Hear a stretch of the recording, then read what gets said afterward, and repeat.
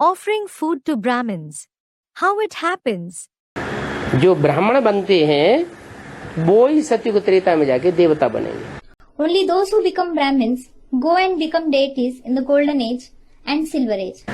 ये सबसे ऊंची जाति है, ऊंचा वर्ण है। This is the highest caste. It is a high race.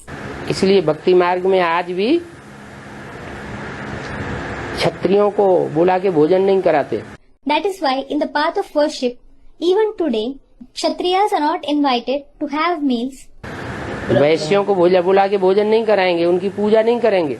Vaishyas are not invited to have meals. They are not worshipped. ब्राह्मणों को बुलाते हैं, उनको भोजन कराते हैं। Brahmins are invited. They are offered food. पाँव छूते हैं, पूजा करते हैं, दक्षिणा देते हैं। Their feet are touched. They are worshipped. They are given dakshina, that is a gesture in cash of kind in return for the religious services rendered by the Brahmins to the householders. है कहाँ की बात? When is this matter about? इस समय भगवान जब इस सृष्टि पर आते हैं कलयुग के अंत में, In the present time, when God comes in this world at the end of the Iron Age, कलयुग को, झूठ युग को सचखंड बनाने के लिए, to transform the age of falsehood into a land of truth, तो ब्राह्मण तैयार करते हैं। He prepares Brahmins. कैसे तैयार होते हैं? How do the Brahmins get prepared? ऐसे नहीं जैसे शास्त्रों में लिखा है कि ब्रह्मा के मुख से ब्राह्मण पैदा हुए।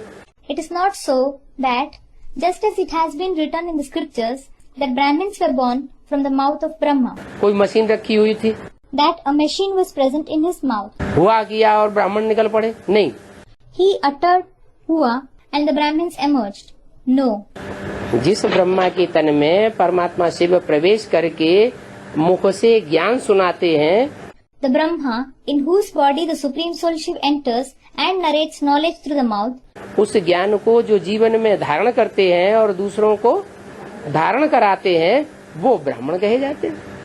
those who imbibe that knowledge in their life and make others imbibe it are called Brahmins.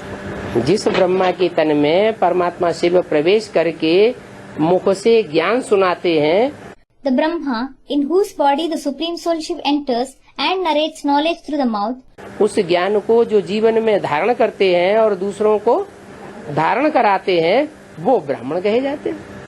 those who imbibe that knowledge in their life and make others imbibe it are called Brahmins.